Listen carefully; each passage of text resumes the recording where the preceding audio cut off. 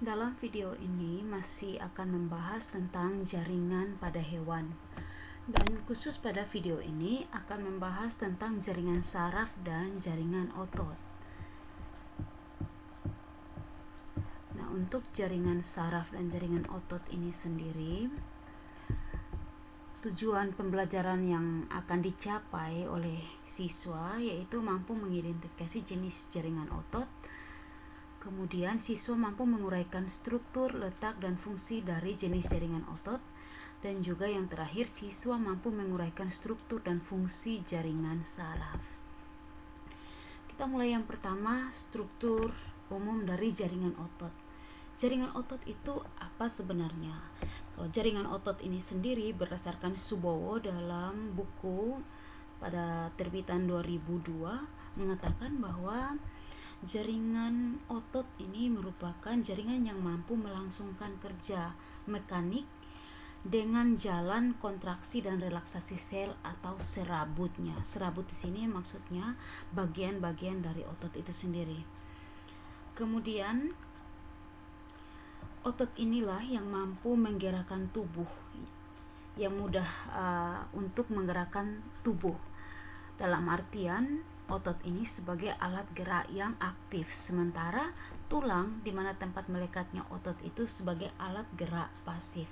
Nah, gerakan tubuh ini ada dua, ada yang bisa diamati dan ada juga gerakan yang tidak bisa diamati. Gerakan yang bisa diamati ini seperti kita bisa melakukan perpindahan tempat, misalnya berjalan, berlari, atau bergerak melakukan sesuatu. Yang berikut kalau gerakan yang tidak bisa diamati, ini contohnya di dalam tubuh kita ada gerakan otot-otot yang tidak kita sadari, seperti gerakan pada otot jantung, kemudian ada gerakan pada lambung, pembuluh darah, usus saat menyerap makanan. Nah, itu kita tidak bisa melihat, tetapi tetap terjadi gerakan. Struktur umum dari jaringan otot ini sekilas pada gambar ini bisa dilihat terdapat 3 lapisan otot. Nah, lapisan pertama epimysium. Lapisan epimysium ini merupakan lapisan terluar dari jaringan otot dan juga dia memisahkan antara satu fascia dengan fascia yang lain. Kemudian lapisan kedua adalah perimysium. Lapisan perimysium ini merupakan lapisan pembungkus satu fascia.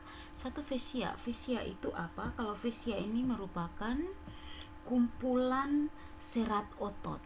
Kumpulan serat otot ya. Nah,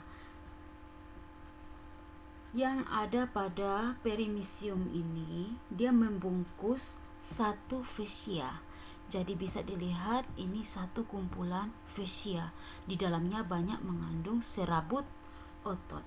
Serabut otot ini disebut juga dengan fascia, dan serabut otot ini disusun oleh sel-sel otot. Sel-sel otot itu yang disebut dengan sarkolema. Nah, itu untuk lapisan kedua. Lapisan ketiga yaitu endomysium. Endomysium ini lapisan pembungkus sel-sel otot. Jadi dia langsung berada di dalam fascia. Dia ini untuk membungkus sel-sel otot. Kalau diperhatikan pada gambar ini merupakan kumpulan dari sel-sel otot yang berbentuk serabut yang disebut dengan fascia. Kemudian sel-sel otot itu sendiri disebut sebagai sarkolema, atau bagian sel-sel otot itu disebut dengan sarkolema. Yang berikut lagi ada sarkoplasma. Sarkoplasma ini merupakan sitoplasma yang terdapat di dalam sel otot. Nah, pada sitoplasma ini dia terdiri atas miofibril, atau di dalam sitoplasma terdapat miofibril. Nah, pada miofibril ini secara struktural miofibril ini merupakan bentuk silindris pada serabut otot yang terdiri atas filamen atau benang-benang yang lebih halus atau disebut dengan miofilamen.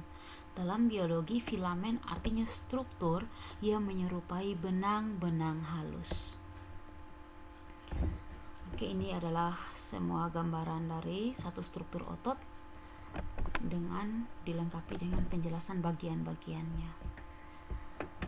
Yang berikut ada jaringan otot secara umum itu seperti yang tadi sudah dijelaskan, dia mengandung berkas-berkas sel yang panjang yang disebut serabut otot atau fascia. Dan juga terdapat ada protein kontraktil. Nah, protein inilah yang mampu membuat otot itu bisa digerakkan. Protein kontraktil ini ada dua jenis, yaitu ada protein aktin dan protein miosin. Dan kedua protein ini berada di dalam serabut otot atau fascia. Sifat dari jaringan otot ini elastis, kemudian ada ekstensibilitas atau dapat direnggangkan. Yang berikut ada yang keempat itu eksitabilitas atau bisa dirangsang, dan yang terakhir mampu berkontraksi. Ketika berkontraksi maka bisa ditandai dengan otot itu mengalami penebalan, memendek ataupun melemas atau relaksasi dengan tanda otot-otot itu memanjang. Fungsi umum dari jaringan otot ini untuk melaksanakan gerakan aktif pada tubuh dan juga memproduksi panas untuk memelihara suhu tubuh. Nah, contoh memelihara suhu tubuh ini seperti kita berada pada kondisi lingkungan yang dingin atau di daerah yang dingin, maka kita tidak bisa tetap hanya diam, tetapi harus banyak gerak atau melakukan gerakan tertentu untuk menjaga suhu tubuh tetap hangat. Yang berikut menegakkan dan memelihara postur tubuh. Struktur otot ini secara umum dibagi menjadi 3 jenis. Nah, jadi ada 3 jenis otot. Yang pertama itu ada otot lurik, yang kedua ada otot jantung, dan yang ketiga ada otot polos. Nah, ketiga jenis otot ini dibagi berdasarkan struktur dan juga letak serta fungsinya di dalam tubuh. Yang pertama kita lihat otot lurik. Untuk otot lurik ini disebut juga dengan otot rangka atau otot yang melekat pada tulang. Untuk karakteristik otot lurik ini dia gerakannya disadari atau volunteer. Misalnya kalau kita merasa haus atau lapar, kita akan bergerak mencari makanan atau minuman. Pergerakan yang terjadi pada kaki dan tangan itu atas dasar kesadaran kita atau perintah dari otak. Yang berikut, otot lurik ini bekerja di bawah pengaruh saraf kesadaran atau kehendak kita, dan di bawah apabila di bawah mikroskop akan terlihat garis-garis lintang atau lurik seperti ini.